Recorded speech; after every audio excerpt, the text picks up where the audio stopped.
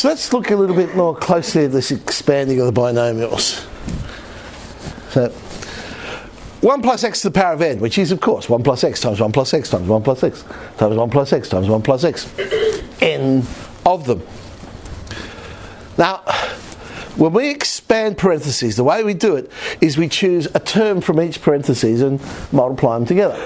For instance, I could choose x from the first parentheses, 1 from the second, x from the second, 1 from the next, 1 from the next, 1 from the next, 1, 1, 1, 1, 1, 1, 1, 1, until I get to the last one and I'll choose x again. And that would be x cubed. That's just one possibility. So the question is, how many different ways could I end up with x cubed? In this particular way, I chose x from the first one, the third one, and the last one. That's only one way of doing it. How many ways could there be? Now we go back to permutations, combinations. So what we're saying is, how many different ways can I choose 3 x's from the n sets of parentheses? So there's n parentheses there, I just want to choose x from 3 of them. Well, that's nc3. So the coefficient of x cubed in this expansion must be nc3. So I don't actually have to draw up Pascal's triangle each time.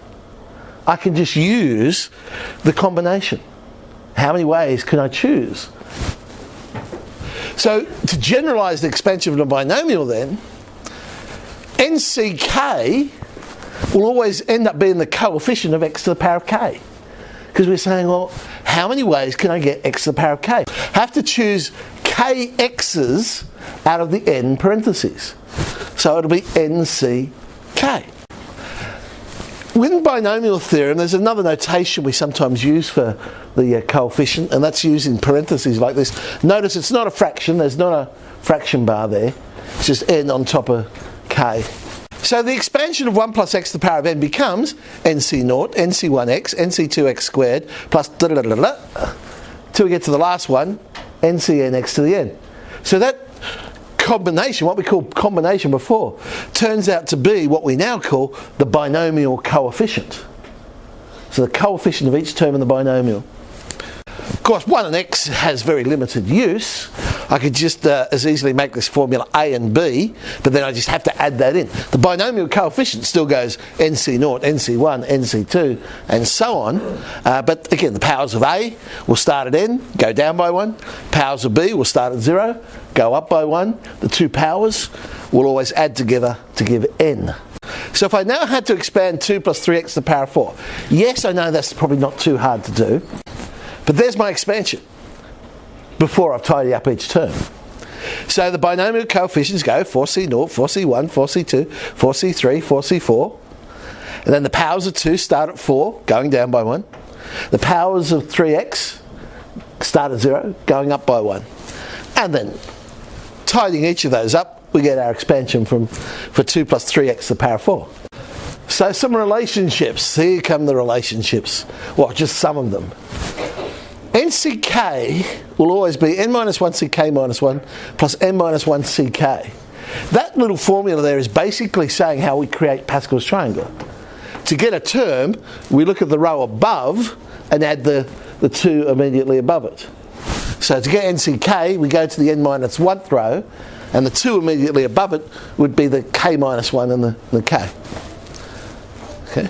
Here's a little proof of that. 1 plus x to the power of n I could rewrite as 1 plus x times 1 plus x to the n minus 1. Now 1 plus x to the n minus 1 I could expand out. Notice the power is n minus 1, not n. So my binomial coefficients will go n minus 1 c0, n minus 1 c1, and the last one will be n minus 1 cn minus 1. Powers of 1, well, they're all 1, but then the powers of x are going up by 1. We're interested in, remember it's nck we're trying to find, so we're interested in x to the power of k.